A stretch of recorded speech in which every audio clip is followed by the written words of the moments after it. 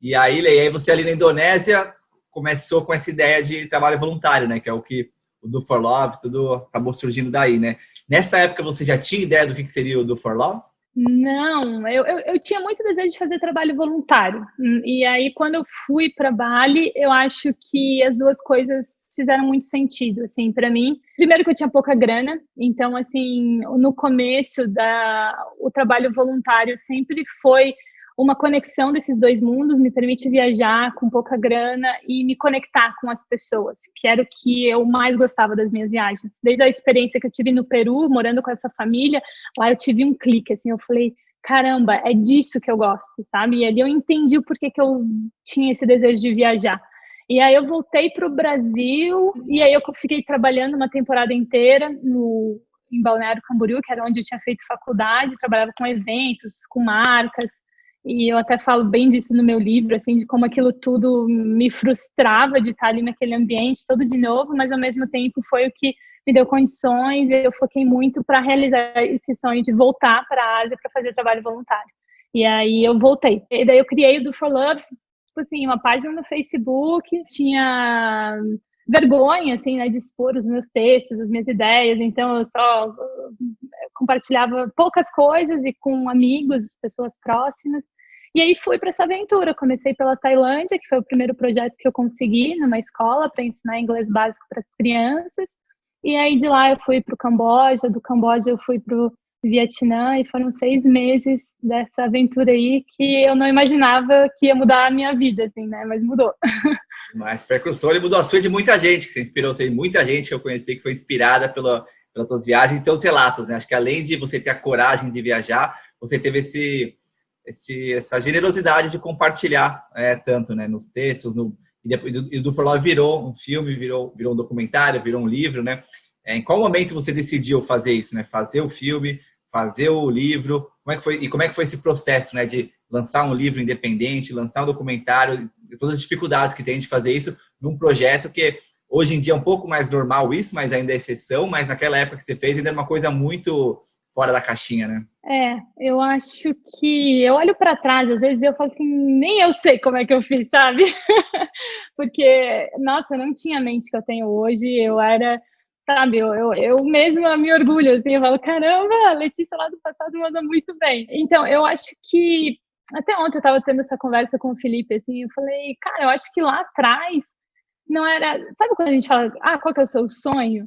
Eu acho que era num ponto tão distante que era quase uma fantasia, não era um sonho, sabe? Porque era muito longe. Só que eu acho que de pouquinho em pouquinho eu fui chegando perto do que parecia assim ser muito longe. Então, quando eu criei essa página no Facebook, eu tinha esse sonho de escrever um livro, mas era um sonho distante, né? Como é que eu vou fazer isso? Nenhuma editora vai querer uma escritora que nunca escreveu nada. Então, acho que eu comecei a me expor por meio dessa página durante a viagem. No final da viagem, eu não tinha nem... Tipo, tinha uns 1.000 seguidores, assim, até quando eu voltei para o Brasil. E eu tinha um sonho, até li um post meu da época outro dia, e eu falava assim, eu quero atingir uma pessoa, sabe? Tipo, eu preciso fazer isso, nem que seja um e-book online, mas eu preciso fazer isso e atingir uma pessoa. Tipo, esse era o meu goal, assim, né? Tipo, é isso que eu quero fazer. E aí eu voltei, só que eu precisei amadurecer. Eu não tinha as ferramentas, eu tinha a questão financeira, que eu voltei zerada, então eu precisava voltar a trabalhar. Então teve um certo amadurecimento que precisou acontecer, né? Eu reencontrei o Felipe, então na época a gente teve a oportunidade de vir para os Estados Unidos, então a gente veio, tipo, uma mão na frente, outra atrás, mas com a ideia de validar a profissão dele aqui. Ficamos trabalhando, né, de restaurante, fazendo um monte de coisa, se virando, até que a gente conseguiu aplicar para um green card. E aí eu acho que isso foi em final de 2015. Quando isso tudo se estabeleceu, eu tinha viajado em 2013, então tinha passado uns 3 anos, menos de 3 anos, 2 anos e meio, assim, que eu tinha voltado. E aí ali, sabe quando chega naquele ponto que deu tudo certo? tipo, sabe, o visto estava garantido, a situação financeira já não era, tipo, zero ou negativa. Então, estava naquele momento que ou eu abraçava aquela vida, que parecia que estava tudo perfeito, né? Tipo, eu trabalhava de garçonete, mas eu tinha um salário de $1.000 por semana no meu trabalho. Eu trabalhava numa das clubes da área criativa, super exclusiva em Nova York. O Felipe estava bem, a gente conseguiu o green card. Então, assim, ou era, sabe, estava morando em Manhattan, estava tudo certinho. Ou eu abraçava aquilo ali, ou eu largava tudo aquilo ali e aproveitava aquele momento de amadurecimento para tentar realizar Do For Love e escrever o tal do livro. E foi isso que eu fiz, assim, eu voltei para o Brasil, bati na porta de uma amiga minha, falei, cara, eu posso morar com você, eu preciso escrever um livro e preciso colocar esse projeto no mundo. E aí deixei o Felipe para trás, o emprego, tudo, e fui. E ali eu comecei a me conectar com as pessoas certas, né? Entender que tinha o financiamento coletivo. Uma amiga minha, a Alana, chegou e falou, cara, tem isso do financiamento coletivo, dá uma olhada nisso. Tem algumas pessoas que fizeram. Comecei a conectar com pessoas, perguntar. E no mês seguinte eu lancei a minha campanha. E ali eu tive uma dificuldade, né? Que é que nem você falou, assim, não era muito conhecido. Então, eu chegava com muita ânsia de falar do meu projeto, mas antes eu tinha que explicar o que era um financiamento coletivo, como é que fazia, era confiável, as pessoas não queriam colocar dinheiro lá, então foi um processo, assim, de explicar o que era um financiamento, para depois vender a minha ideia, e acabou que deu super certo. Tinha 1.000 seguidores, né, lembrando, assim, eu gosto muito de falar nisso, porque tudo tem um começo, que a gente olha hoje tudo pronto e às vezes se ilude, né. Então, comecei lá com os 1.000 seguidores, acho que a meta era 27 mil reais, eu consegui 35 mil, e ali eu fui indo independente, que eu entendi que, assim, se eu ficasse esperando uma editora, se eu ficasse esperando Hollywood bater na minha porta para fazer um filme, não ia acontecer. Então, eu tomei as rédeas e resolvi empreender. E aí você trouxe também essa questão, né, da vidas diferentes, acho que você foi ter, né, uma coisa que eu sempre gosto de te ouvir. Por exemplo, você está na viagem, você tem vontade de ficar no hotel de luxo, você fica. Você está com vontade de fazer um voluntariado mais rude, você faz, né? Eu vejo que você coloca muito esse lance de sair dos padrões, sair das caixinhas. O próprio ato de escrever um livro, eu acho que é um pouco disso, assim, de escrever, de expor, e de buscar a editora, de fazer independente, de lançar. E aí, qual momento surge o documentário? Detalhe, né? Eu fiz o financiamento coletivo, só que eu não tinha escrito o livro ainda. Então, eu vendi o livro no financiamento e o livro não existia. Então, assim que eu bati a meta, eu voltei para Nova York.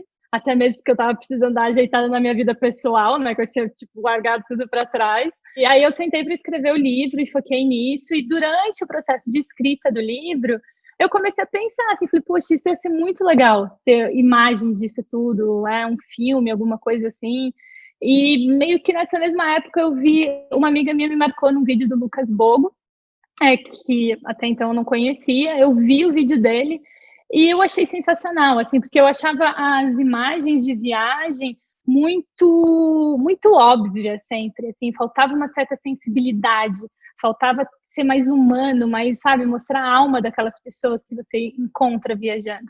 E aí eu vi isso no trabalho do Lucas, mandei uma mensagem para ele, assim, a gente fez uma ligação por vídeo, depois a gente se encontrou uma vez no Brasil, bebeu 2 garrafas de vinho juntos e ali tudo nasceu. Aí ele até, eu acho que falou, cara, vamos fazer um retorno seu para esses lugares, porque por coincidência, um dos capítulos do livro o nome era Um Dia Eu Voltaria, que foi uma promessa que eu tinha feito, né, para Mama Lili, que foi uma senhora de uma minoria étnica que eu conheci em Sapa, no alto das montanhas, lá no Vietnã, e eu tinha prometido para ela, e eu tinha ficado muito com essa sensação de que eu queria voltar para encontrar elas, netinhas, a família, que foi uma das experiências mais transformadoras para mim, foi lá.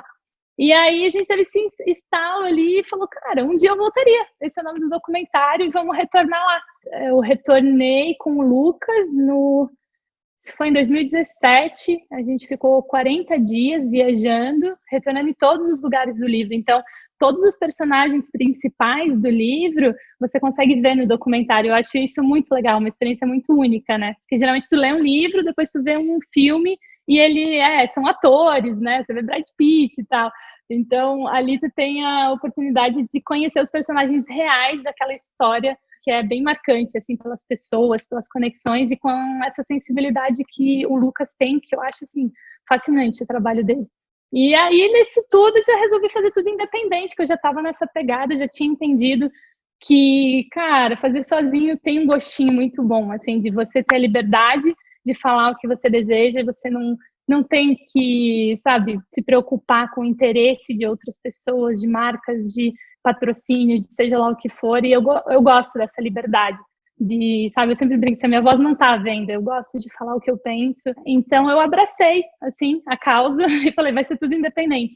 Tanto que na época, no meio disso tudo, eu tive um problema bem sério com essa editora que era independente, né, que eu tinha contratado no começo para fazer o meu livro, e eles me deram, tipo, um prejuízo gigantesco, sumiram, eu fiquei sem o meu dinheiro todo no começo, e ali eu abracei tudo, assim, eu falei, tá, ou eu me abalo com isso, ou eu dou a volta por cima. E aí, aos pouquinhos, eu me tornei a minha própria editora. Então, hoje, eu faço todo o processo, desde a impressão até a venda, marketing.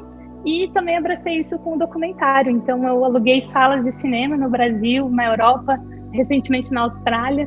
E eu mesmo organizo esses eventos e faço as exibições diretamente para o meu público.